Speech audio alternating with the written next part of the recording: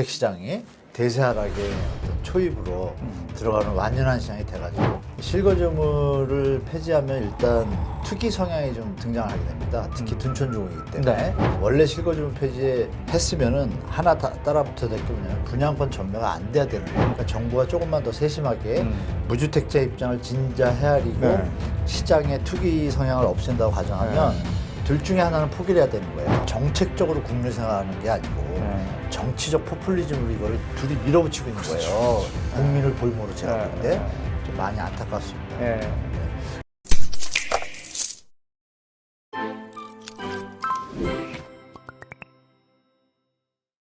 2024년 부동산 시장을 한 3가지 키워드 정도로 전망을 해본다면 어떤 키워드를 말씀해 주시겠어요? 부동산 PF, PF, 금리, 전세가. 전세. 제가 보는 관점은 세 개가 되게 중요해요. PF 요즘 문제 많고 금리 내렸으면 좋겠고 전세가 지금 올라가서 걱정이고 뭐 이렇습니다.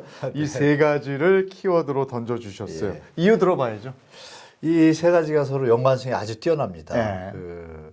전세 가격이 올라가려면 금리가 어느 정도 부담할 수 있는 선이 돼야지 임차인분들이 전세 대출을 활용할 텐데 금리가 계속 고금리를 유지하고 시장금리가 안 내려가면 은행에서도 전세 대출 금리를 많이 낮추기 힘들거든요. 이때 이제 정부에서 정책 자금으로 지원해 준다 그러면 이제 전세 가격이 하락하는 걸 막겠죠. 또 상승할 수도 있겠고.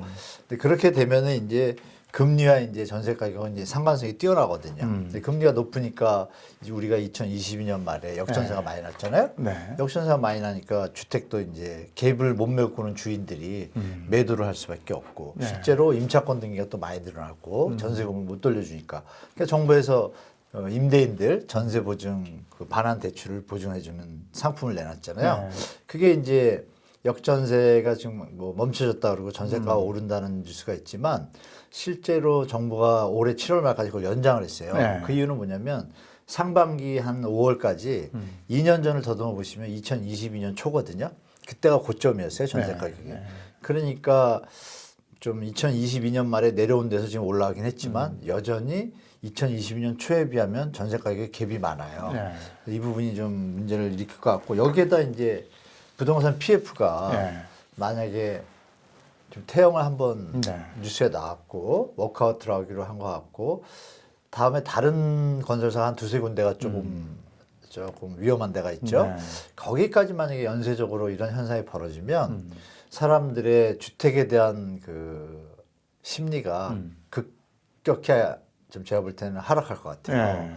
그러면은 주택시장이 뭐 제가 볼 때는 대세 하락의 어떤 초입으로 들어가는 완연한 시장이 돼가지고 제가 우려하는 거는 너무 급격하면 이게 경제에 너무 부담이 되거든요. 그러니까 정부에서 뭐 엊그제도 좀 발표했잖아요, 여러 가지. 그게 이제 잘 좀 조화를 맞춰서 연착륙 분위기로 가는 게 제일 좋은데 시장의 리스크들이 과연 어느 시기에 터질지 이런 것들이 변수들을 좀 많이 작용할 것 같습니다. 반짝 좀 오르는 듯 하다가 다시 밑으로 가는데 지역에 따라서 이게 또 편차도 있고 그래서 오늘 한번 한 교수님하고 세밀하게 얘기 나눠보도록 하겠습니다. 먼저 실거주 의무 폐지 뭐 이 얘기 많이 나오고 이 얘기 나오면 꼭 둔촌 주공 아파트 새로 입주하시는 분들 이제 어떡하느냐 뭐 이런 얘기도 있고 그렇습니다. 이건 어떻게 될 것 같습니까? 일단 총선이 키인데요. 실거주물을 폐지하면 일단 이 투기 성향이 좀 등장을 하게 됩니다. 특히 둔촌주공이기 때문에 여러분들 아시지만 우리가 보통 투자를 할 때 자산의 가치가 그 수익률이라고 하죠. 근데 이제 실거주물을 폐지하면 어떻게 하는 일이 벌어지냐면 통상적으로 월세 선진국들은 월세 기준으로 임대 수익률을 계산하잖아요. 그래서 이제 자산가들이 이제 주택을 매입을 하지 않습니까? 근데 이제 실거주 의무를 폐지한다는 거는 그럼 자산가라는 얘기잖아요, 상식적으로. 근데 우리는 그게 아니고 전매를 풀어주는 제도가 같이 있기 때문에 실거주 의무를 폐지하면 주택을 사가지고 바로 팔려는 이제 행위들이 벌어지는 거죠. 단기 시세 차익. 그러니까 정상적인 투자하고 좀 거리가 먼 거죠. 장기적으로 어떤 뭐 수익률이나 금리 이자 수익률 뭐 여러 가지 배당 수익률이나 견져 봐서 대체 상품이나 어떤 경쟁 상품이 될 때 이게 투자를 하는 것인데 지금은 실거주문을 제껴두고 만약에 들어갔다가 팔려고 한다고 가정하는 젊은 세대들이 지금 그 전세를 활용한 네. 어떤 분양권 전매 뭐 이런 거 다 생각하고 있는데 이거 풀게 되면 어떤 일이 벌어지냐면 둔촌중이 지금 그렇게 벌어진 거거든요. 네. 실거주문 폐지를 할 거라고 믿고 들어갔는데 네. 이분들은 제가 말씀드린 대로 단기 시세 차익을 노리고 들어간 분들이 계신 거예요. 그럼 이분들은 실거주문 폐지가 안 되면 어떤 일이 벌어지냐. 8년 행위가 불가능하죠. 네. 그럼 들어가야 되지 않습니까? 네. 근데 알고 보면 예를 들어서 둔촌중이 10억짜리가 통상적으로 있는데 10억인데 계약금이 10%잖아요. 네. 1억 투자를 했어요. 네. 그 나머지가 이제 중도금 대출이 됩니다. 그거를 2024년 올해 말이나 내년 초에 입주하잖아요. 입주할 때까지 이자를 계산해 보면 네. 작년 때를 비교해 보면 다 합해서 한 5천만 원 정도 소요가 됩니다. 네. 비용이. 네. 그런데 얘가 만약에 2억이 올랐다 그러면 네. 투자 수익률이 5천만 원은 손실됐다고 치고 네. 2억이 오르면 1억 5천 자기 원금은 찾고 네. 2억이니까 5천 빼면 1억 5천을 벌게 되잖아요. 네. 수익률이 150%가 나오는 거예요. 네. 그러니까 현재 대한민국 자본주의 자산시장에서 1, 2년 만에 150% 수익률은 어마어마한 거지 않습니까? 근데 이걸 노리고 들어간 젊은 분들이 많아요. 근데 이분이 원래 실거주문 폐지에 했으면은 하나 따라붙어야 될 게 뭐냐면 분양권 전매가 안 돼야 되는 거예요. 왜냐하면 정부나 국토부의 입장은 이런 거죠. 돈이 없는 젊은 분이나 무주택자분들이 일단 집을 사둬서 전세보증금 전세를 놓고 그동안 돈을 모아가지고 나중에 들어갈 수 있는 기회를 박탈하지 않냐는 게 지금 반론이거든요. 네. 네. 그러면은 안 팔면 되잖아요. 맞잖아요. 그 논리는 내가 돈을 모을 때까지 안 팔겠다는 얘기잖아요. 그러니까 이거를 실거주 의무가 네. 아니고 그 보유기간으로 하면 어때요? 아, 정확한 말씀이에요. 그러니까 네. 보유기간을 실거주와 하면... 상관없이 그런 네. 분들을 위해서 네. 분양을 받았으면 전세를 놔도 좋고 네. 실거주 안 해도 좋은데 네. 투기 행위가 벌어진 걸 막기 위해서 네. 그러면 5년 정도는 보유해라. 그럼 돈을 그러니까. 모아서 자기가 들어갈 수도 있고 네. 그때 시세 차익이 났을 때 팔 수도 있고 좀 자연스러운 행태를 취해야 되는데 그리고 지금 돈 빌린 거는 전세를 드리면 돈 빌린 거 갚을 수도 있잖아요. 네네. 그러니까 이게 뭐냐면 분양권 전매가 없이 실거주물 폐지라면 아주 합리적인 제도예요. 네, 네. 왜냐하면 전세하시는 분도 새 집을 들어가서 좋고 이분은 지금 무주택자인데 돈이 없어서 나중에 돈을 모아서 들어가려고 분양을 받아두고 네. 싶고 딱 서로 윈윈이죠. 네. 이게 원래 제도인데 여기서 분양권 전매를 풀어버렸잖아요. 그러니까 들어가지도 않고 그냥 팔 수 있는 권리를 주니까 네. 이 젊은 분들이 그냥 단기세 차익만 노리고 들어갔다 이거예요. 이게 문제가 뭐냐? 만약에 2년 뒤에 시장이 안 좋아지면 어떻게 되죠? 네. 안 좋아지면은 네. 아무 답이 없어요. 그러니까요. 그냥 멘붕이 와요. 네. 그런데 만약에 이렇게 실거주물을 분양권 전매를 안 하게 두고 했다라면 전세를 놔서 보충할 수가 있잖아요. 네, 네, 그렇죠. 그러니까 이 두 가지를 그러니까 정부가 조금만 더 세심하게 무주택자 입장을 진짜 헤아리고 네. 시장의 투기 성향을 없앤다고 가정하면 네. 둘 중에 하나는 포기를 해야 되는 거예요. 네. 분양권 전매를 말씀 주신 대로 보유 기간을 한 5년에서 7년 주고 그리고 전세를 놓든 뭐 하든 개인 자유니까 그 정도는 누구나 합리적으로 이해할 수 있잖아요. 그렇게 하면은 무주택자분도 혜택을 보고 뭐 시장도 안정적이고 이렇게 다 할 텐데 두 개를 풀어버리니까 말씀드린 것처럼 영끌하신 분들이 지금 잠을 못 잔다는 기사가 나오잖아요. 이게 네. 이상하잖아요. 아니, 자기가 이게- 그럼 분양을 왜 받아요? 저는 그냥 단순하게 생각해도 네, 방법이 있는 것 같은데. 네네. 그러니까 이걸 정부가 조금 헤아려서 제가 볼 때는 여야 누가 되든 간에 야당도 마찬가지예요. 네. 실거주물 폐지 무조건 반대한다가 아니라 지금 좀 말씀 나눈 것처럼 그런 부분으로 하면 폐지하겠다. 네. 그러면 다 살잖아요. 네, 네. 정부도 또 마찬가지예요. 네. 그게 합리적이구나. 네. 그러면 보유기간을 좀 늘리고 실거주물 폐지해주겠다. 네, 네. 그건 뭐 자본주의 시장이나 합리적으로 누가 봐도 그건 다 이해되는 선이니까 네. 그렇게 좀 진행됐으면 좋겠어요. 이게 세대수도 많잖아요. 네, 만천. 예, 나올 표도 많은데 요즘 표 가지고 계산하니까 아, 그런가요? 네. 나올 표가 많으니까 또 그쪽 방향으로 어쨌든 다 같이 살 수 있는 방향으로 뭐 길을 터줘야 되는 거 아니에요? 네, 지금 말씀 나눈 거로 그냥 네. 여야가 합의하면 되는데 네. 둘 다 뭐냐면 말씀하신 정책적으로 국민을 생각하는 게 아니고 네. 정치적 포퓰리즘으로 이거를 둘이 밀어붙이고 있는 거예요. 국민을 볼모로 제가 볼 때 좀 많이 안타깝습니다. 네. 네. 그러면 이렇게 그 실거주 의무와 전세값, 집값의 그런 반응들도 있는 거죠. 실거주 의무하고 이게 직접적으로 연결이 돼 있는 겁니까? 실거주물을 폐지를 하게 되면 전세 가격은 내려가겠죠. 네. 그러니까 이게 여기 실거주 색깔이 하니까. 오는 게 이 단지만 보면은 그러니까 이 단지인데 여기 실거주 의무 폐지가 안 돼서 들어가서 살아야 되면 네. 혹자들은 이렇게 얘기하죠. 그러면 전세 물량이 없어진다. 네, 전세 네. 넘게. 그러면 이분은 어디 뭐 하늘에 있다 들어왔나요? 그쵸. 아니잖아요. 원래 있던 집에서 나왔잖아요. 나왔지. 그 여긴 또 비잖아요. 그렇죠. 그러니까 그거는 사실 논리적으로 안 네, 맞아요. 네. 그래서 실제 시장에 미치는 영향은 투자나 매매 시장에는 좀 영향을 미치는데 전세 물량이 뭐 준다 없다 이거는 좀 잘못된 네. 논리고 그래서 제가 볼 때 실거주 폐지가 가져올 긍정적인 효과는 쉽게 말씀드리면 아까 말씀 나눈 거 똑같죠. 전매 제한을 조절을 잘해서 보유 기간을 좀 합리적으로 두면 누가 봐도 윈윈이구나. 이쪽으로 네. 가면 그럼요. 긍정적인 효과가 뭐 확실히 뭐 다 있죠. 네. 보유기간으로 하고 네. 그래서 돈 빌린 사람들 전세 두고 네, 돈 네. 빌린 거 갚고 서로 윈윈이 그다음에 가능해요. 살던 데 사시면서 돈 좀 벌어가지고 그렇죠. 예. 아주 그거를 합리적이죠. 예. 전세를 반전세로 하고 네. 다 그렇게 산 거거든요. 그래서 맞아요. 반전세도 한 다음에 그 반전세 값만큼 또 벌어서 내가 그 집에 한번 들어가고 맞아요. 앵커님하고 네. 저 시대는 그렇게 쭉 해왔는데 네. 갑자기 한 3, 4년 전부터 갭투기 바람이 불면서 네. 이게 투자에서 투기 형태로 바뀌니까 시장이 너무 왜곡되니까 네. 그런 부분에서 이게 지금 여야가 좀 충돌하고 있고 국민들이 보기에도 약간 피곤하거든요. 사실. 네.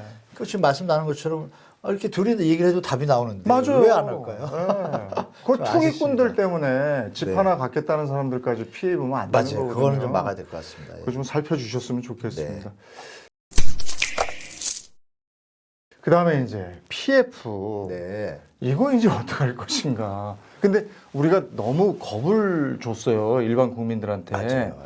PF, 그러니까 건설사가 부실화되면 PF 했던 게 터져서 금융권이 부실화되고 네. 그러면 모든 국민들이 거지가 되는 것처럼 이렇게 얘기를 했는데 맞아요. 이건 좀 어폐가 있는 것 같아요. 건설사도 옛날에 돈 많이 벌었으면 네. 어려울 때는 이 건설사들도 책임을 져야죠. 네. 언제까지 우리 돈으로 이 사람들 먹여 살립니까? 이 지금 이제 말씀 주신 대로 좀 공포감을 좀 조성한 건 사실입니다. 네. 제가 암만 계산을 해봐도 대한민국은 껐떡 없는데 네. 뭐 IMF하고 글로벌 뭐 다 겪어보셨지만 글로벌 금융위 때 우리가 100대 건설사 중에 30개가 부도가 났어요. 네. 글로벌 금융이 터지고서 잠시 1, 2년은 힘들었지만 그리고 결국은 다시 또 회복하잖아요. 네.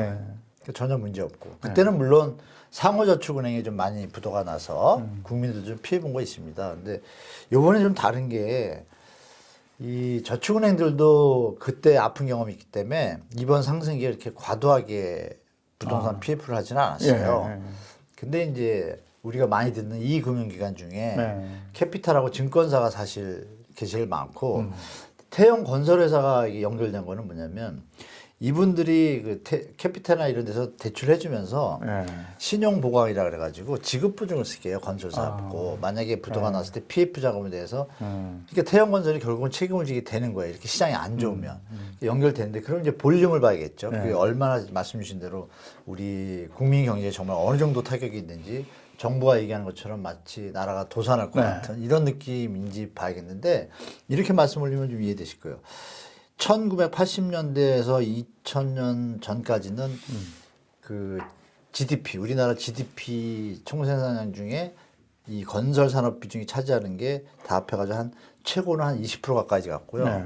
되게 크죠? 네, 적을 때는 한 10% 수준에서 이렇게 유지되다가 2000년 이후에 이제 다른 우리 산업들이 많이 발전했잖아요. 뭐 한류도 그렇고 네. 뭐 2차 전지도 그렇고 반도체도 그렇고 이게 더 버는 게 더 많고 생산량에서 차지하는 비율이 높아지니까 이 건설 산업의 GDP 비중이 5.9%까지 다운돼요. 그래요. 그러면 상식적으로 GDP의 5.9%면 전 건설회사가 망해야 5.9%잖아요. 쉽게 말하면. 그렇죠. 누가 봐도 이거 막을 수 있겠다는 생각이 들죠? 예. 근데 이거를 이제 정부가 금융 시스템으로 리스크가 이전된다는 얘기를 이제 많이 했잖아요. 네. 보면 좀 이해돼요.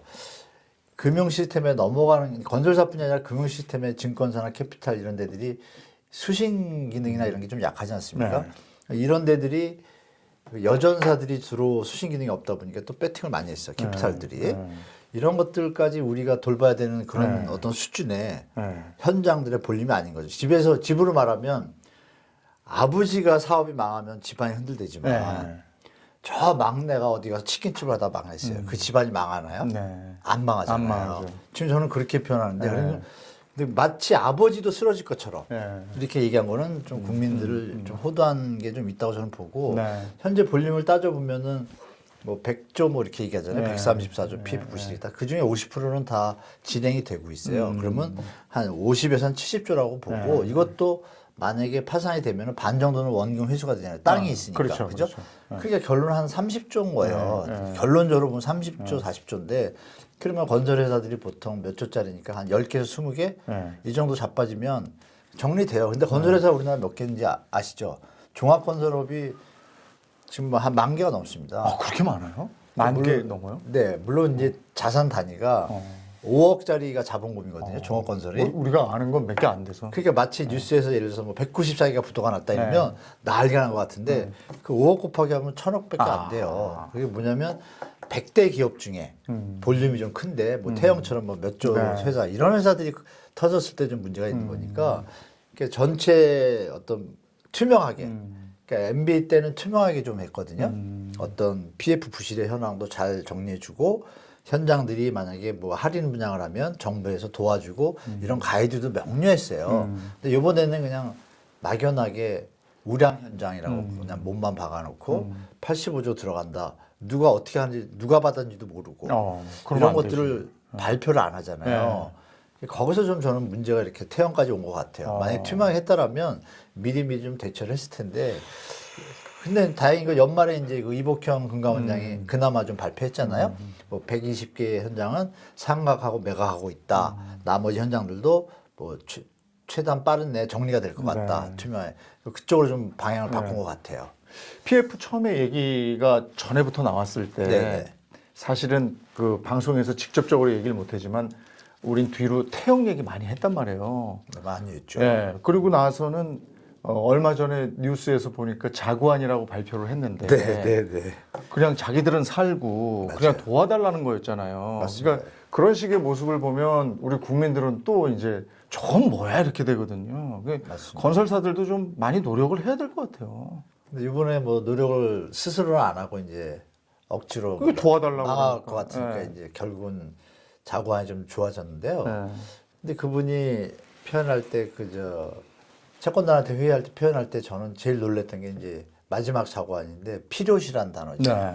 필요시라는 게 그러면 SBS나 이 지분을 갖다 담보로 매각하겠다는 건지 매각을 해서 갖겠다는 건지도 모르겠고 필요시에는 제공하겠다 이랬단 말이에요. 근데 그 필요시가 TY 홀딩스 입장에서 필요할 때 태형을 도와줄 건지 채권단이 필요하다고 판단되면 무조건 내주겠다는 건지 네. 두 개가 기준점이 틀리잖아요. 지금 우리가 보기엔 당연히 채권단이 필요로 할 때 아니겠어요?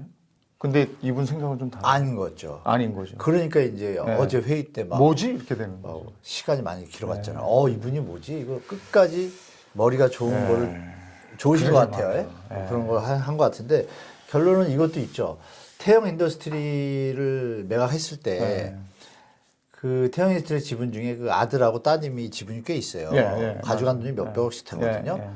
근데 자기들은 관계 없다고 쭉 빠진 거. 이런 게 이제 국민들한테 좀 지탄을 받는 것 같아요. 그래서 이번엔 뭐 결국은 정부가 잘 가이드해서 또 태형 회장님하고 또 다시 한번 발표했잖아요. 그래서 잘 마무리 이렇게 좀 잘 가야 되는데 다른 건설회사 말씀하신 것처럼 다른 건설 회사들은 사실 이 정도까지는 아닐 것 같아요. 그냥 합리적으로 상황이 딱 발생하면 우리가 워크아웃 가겠다, 뭐 법정 관리 가겠다를 빨리빨리 좀 결정될 것 같은데 그런 위기가 안 올 것이냐 올 것이냐를 볼 때 저는 올 가능성이 좀 있는 것 같아요. 몇 개 회사는 그거는 좀 마음의 준비 좀 해야 될 것 같습니다. 앞으로 좀 더 있다.